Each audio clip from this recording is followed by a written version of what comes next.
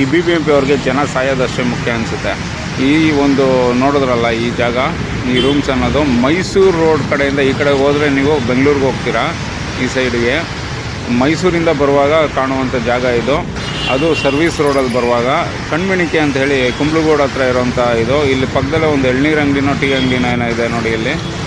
ಇಲ್ಲಿ ಕರೆಕ್ಟಾಗಿ ಈ ಸ್ಪಾಟ್ ಹತ್ರ ಹಂಪ್ ಇದೆ, ಕಾಣಿಸ್ಬೋದು ನಿಮಗೆ. ಇಲ್ಲಿಂದ ಮೈಸೂರಿಂದ ಬರುವಾಗ ಈ ಸ್ಪಾಟ್ ಒಂದು ಇಲ್ಲಿ ಬಸ್ಗಳು ಓಡಾಡೋವಂಥದ್ದು ಟುವರ್ಡ್ಸ್ ಮೈಸೂರು.